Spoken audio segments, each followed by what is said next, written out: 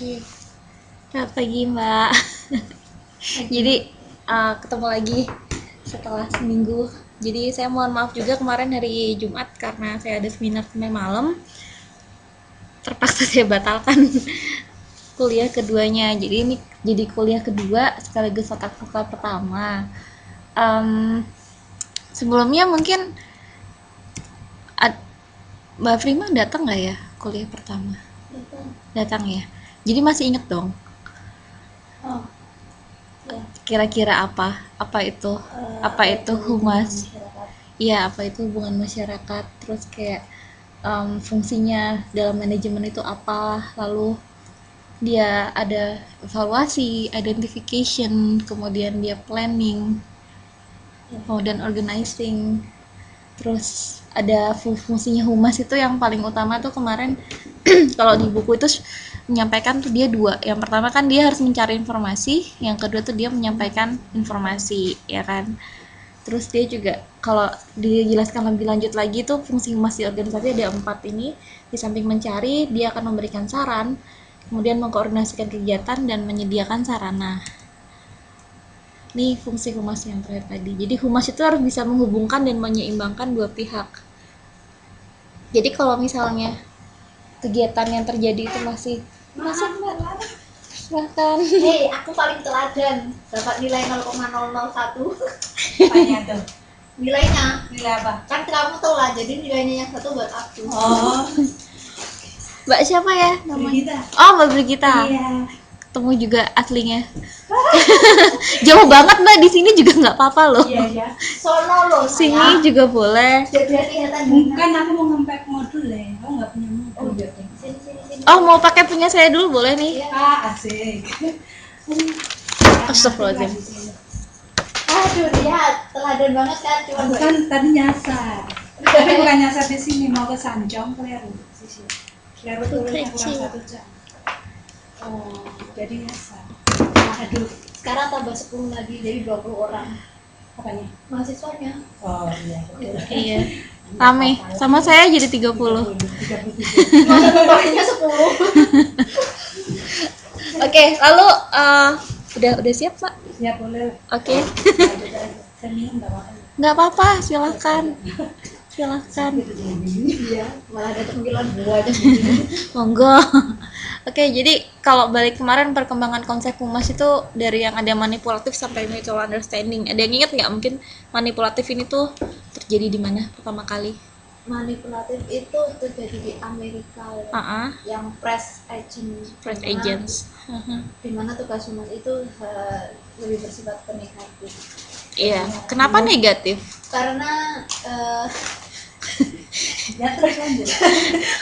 karena itu tugas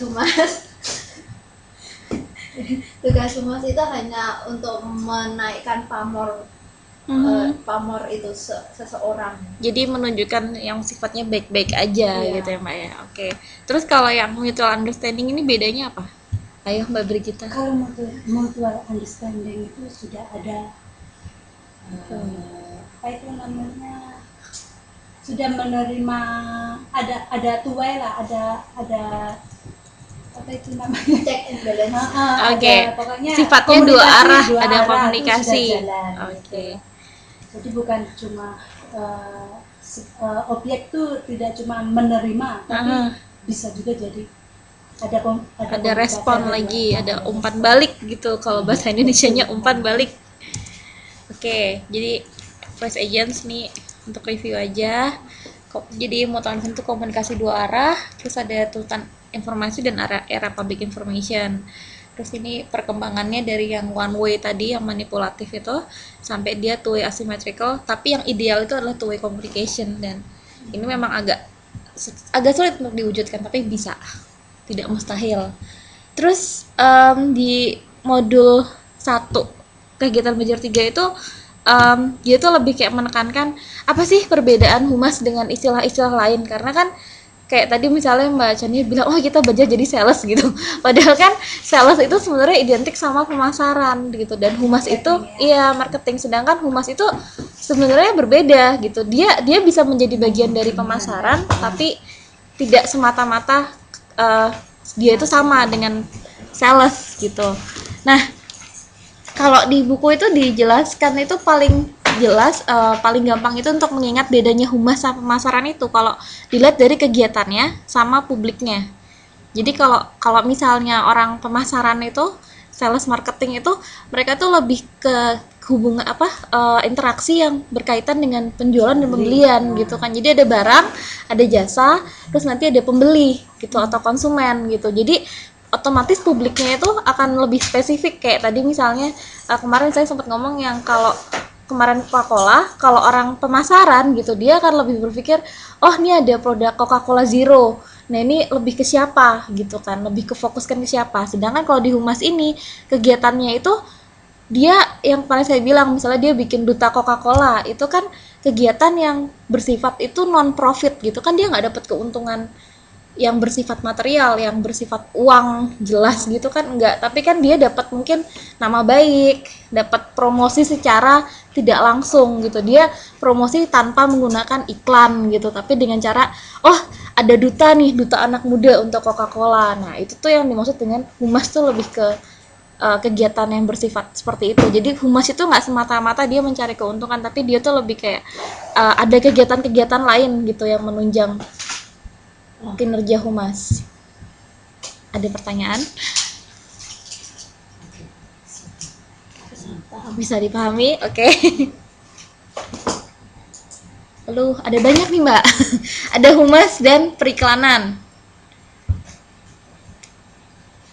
Kalau dibaca lebih jauh lagi gitu di buku itu dijelaskan kalau periklanan itu yang bagaimana orang bagian bidang periklanan itu menggunakan iklan itu sebagai media untuk menyampaikan informasi. Jadi iklan itu otomatis kan kalau kayak contoh SCTV misalnya, SCTV tuh bikin iklan tuh, dia pasang Tengku Wisnu lah misalnya.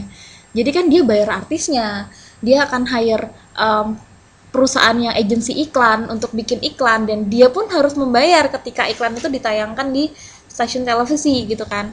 Nah itu kenapa disebut dengan metode komunikasi terkontrol, karena dari awal memang sudah di planning bahwa kita harus bikin ini, harus bikin iklan terbaru lah gitu, ayo nonton SCTV gitu, atau SCTV akan ulang tahun ke 20 tahun misalnya. Nah itu bagian orang-orang periklanan. Nah di situ ada marketing mix. Di situ coba dibaca apa itu marketing mix. Mix and shake. Apa itu? Kocok.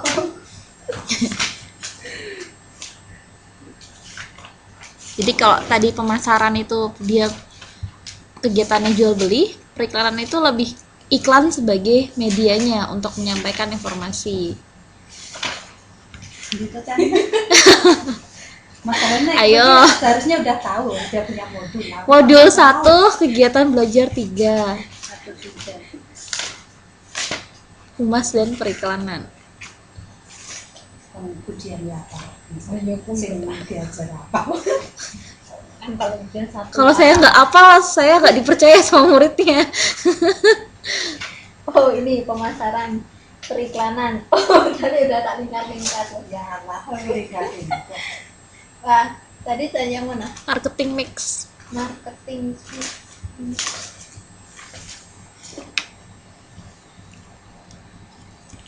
Product placement, price and promotion. Produk, placement, price, promotion. Ini udah.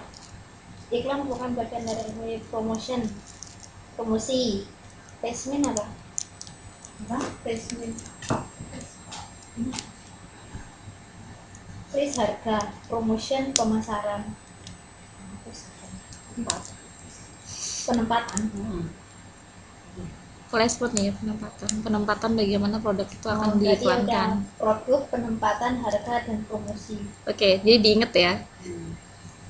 Nanti saya bisa loh misalnya kayak membedakan itu apa, terus contoh marketing mix ini maksudnya apa, bedanya dengan humas. Oke. Terus sedangkan kalau humas ini menggunakan metode komunikasi yang tidak terkontrol. Nah di sini